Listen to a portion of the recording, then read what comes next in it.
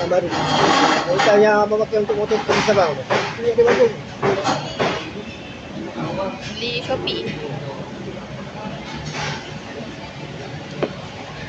Ini 10.40 balik lah. Yang itu berat lah. Sedap.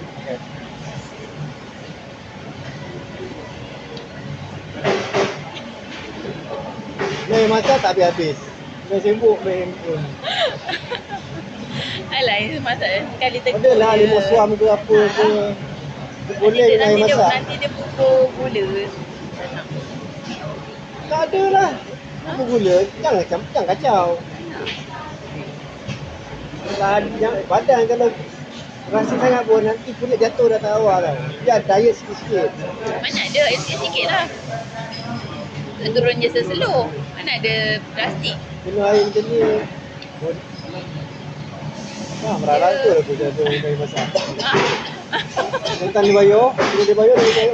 Ya, kalau keluar abang pun mana ada air minum air ni manis. Kerja Mana ada air bayar, memang abang bayar. Ha?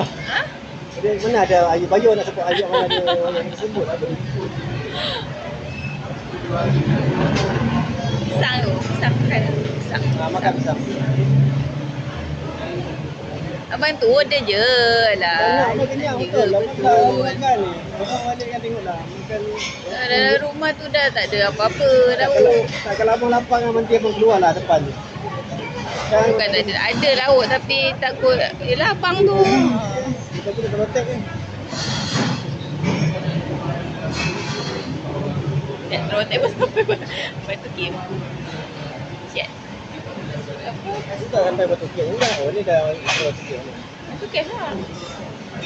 Ni apa dia nak buat ni? Dia masuk sempang hilang lah. Macam Ani tu. Depan sikit kan.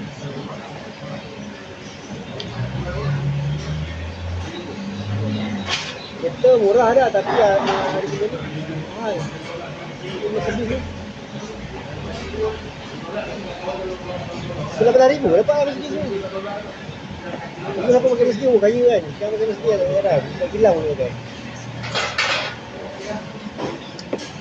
Habis sekali dia beragam. Kita lama kan. Tak habis ni. Orang kena rapis. Dia tahan. Tu ada Tom Yum tu. Apa? Tai. Tak ada abang tak nak makan.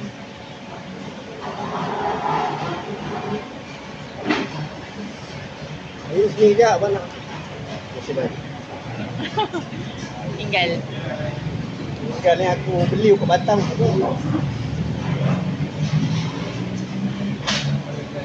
Nak keting beli. Tapi tayarnya tak berani. Boleh lalu tak? Try lah sebut jauh orang dia beli. Dah petang tak ada apa. Sebab jalan yang roboh. Ha? Jalan yang runtuh tu. Dah boleh lalu tak? Ya. Ayo duduk sekejap. Ada nak cuci. Mana boleh. Cara buat kedai.